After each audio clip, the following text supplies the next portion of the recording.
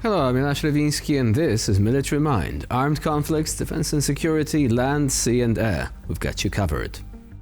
2025 became the moment when the war finally changed its shape.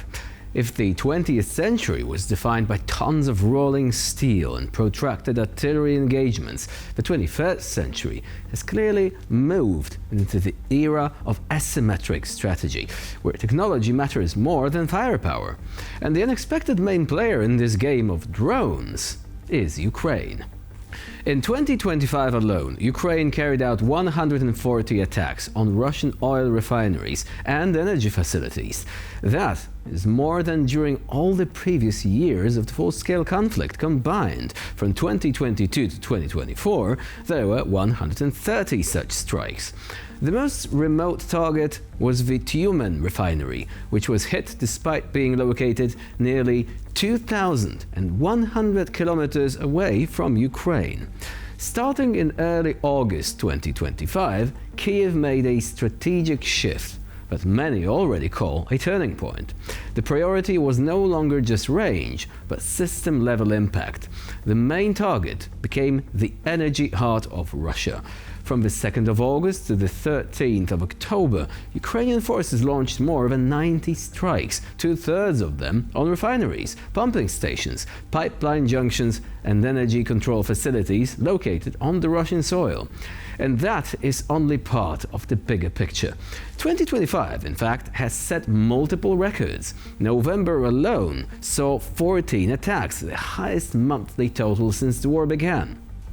Ukrainian Unmanned Systems Force Commander Robert Brovdi reported 88 targets struck in a single month, proving that drones have become a tool of strategic deterrence.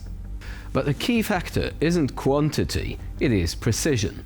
In its military operations, Kyiv has focused on critical nodes, creating chain reactions across Russia's oil infrastructure.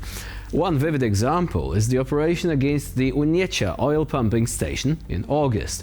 This wasn't just a facility, it was a central regulator of oil flow in the Druzhba pipeline system. Destroying its control systems temporarily froze supplies to Hungary and Slovakia, sparking a diplomatic crisis and even Hungarian sanctions against Ukraine's drone command. Let's look at these strikes in a 2025 Wrapped format, a bit like Spotify's annual recap, only instead of top songs, Moscow is forced to review the list of drone hits on its infrastructure. Now, every month brought new hits on this wartime playlist. Ryazan Refinery, a record 7 strikes this year. Afipsky Refinery, a fire covering 250 square meters. The Black Sea, attacks on tankers and maritime logistics. Caspian Pipeline Consortium terminals and piers, practically knocked out of operation. These aren't isolated incidents either. They are part of a deliberate strategy to degrade Russia's energy sector. According to Ukraine's commander-in-chief Oleksandr Syrsky, Russia's oil refining capacity has dropped by 21%. For an industry already suffering from chronic failures before the war, this turned into a cascading crisis. Moscow tried to respond. At facilities in Samara, pumping stations and refineries in central regions, they began installing metal cages, anti-drone nets and protective frames. But these measures proved largely ineffective. Many sites were hit again and again. And the problem wasn't just weak physical protection either. The real issue lies in early warning and intelligence. Reports by the Institute of the Study of War and analytical data show that Russian air defenses have failed to adapt to the threat of small, fast FPV drones. There is no effective strike prediction. Coordination between intelligence, air defense, and early warning systems is broken. In some cases, Russian authorities learned about attacks from social media after the explosions had already happened. This isn't just a technical failure, it's a strategic dysfunction. And here is the irony. A country claiming to be a superpower with global intelligence network has been unable to stop even medium-scale attacks on targets in Moscow, the Moscow region, and the Saratov area. Seems Russia's #1 genre in its 2025 Wrapped has been tactical failure. But energy strikes are only one side of Ukraine's 2025 strategy. A less visible but equally important element is reconnaissance and sabotage operations deep inside Russia, operations that lay the groundwork for precise drone campaigns. Take the June mission now discussed by analysts around the globe, namely Operation Spiderweb. The name wasn't accidental, you see. It involved creating a hidden network inside Russian territory that provided access to critical data on logistics, security routes, refinery defenses, and key pipeline nodes.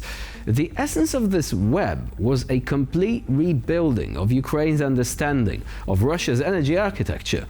Intelligence didn't just collect information, it constructed a panoramic model of vulnerabilities, including routes supplying crude to refineries, security personnel schedules and rotations, locations of electronic warfare and mobile air defense units, critical nodes of the Druzhba and BTS-2 pipelines. This operation became the foundation for what we saw starting in August: daily, highly accurate strikes on Russia's oil facilities. Now, we're witnessing how asymmetric logic is gradually replacing the classical logic of war, how drones turn Russia's vast territory into a vulnerable target, how precise economic strikes become more effective than large-scale offensives. Ukraine is rewriting the rules by exploiting the enemy's weaknesses, not on the battlefield, but in its geography, infrastructure, and inability to adapt. 2025 became the year when the conflict entered the full game of drones phase, where victory goes not to the side with more tanks, but to the one that is faster, more flexible, and smarter. And for Russia, this year became a real 2025 Wrapped, an annual report showing how the nature of war is changing and how difficult it is to confront an opponent who doesn't just follow trends, it sets brand new ones. From the beginning of the full-scale war, back in February 2022, the Czech company Zvěta Bojkovice has supplied Ukraine with more than 40,000 RPG-75M disposable anti-tank grenade launchers. Last year, the volume of support reached a critical level. Half of the total annual production of this system was transferred to Ukraine. The first batches of RPG-75Ms arrived in Ukraine in the early days of the invasion. At the time, they were primarily distributed to volunteers and reservists who were defending the approaches to the country's capital, Kiev. Now, over time, the battlefield has changed. With the development of unmanned technologies, Ukrainian units began to integrate the RPG-75M into drone platforms, expanding its combat applications.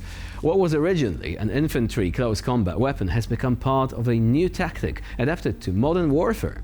The key advantage of the RPG-75M remains its weight, only 3.2 kilograms, which allows any soldier to carry it without too much strain.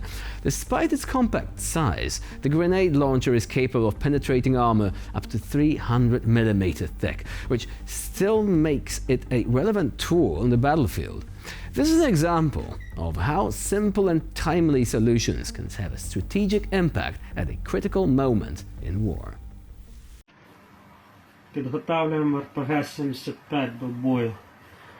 Знімаємо верхню кришку. Відкриваємо тубус. Покручуємо верхню. Розкладаємо. Вертаємо в те ж саме положення. Знімаємо защитну скобу. Дополнительный прицел відкриваємо. Готуємося до пострілу. Постріл при нажатті запобіжника. Постріл.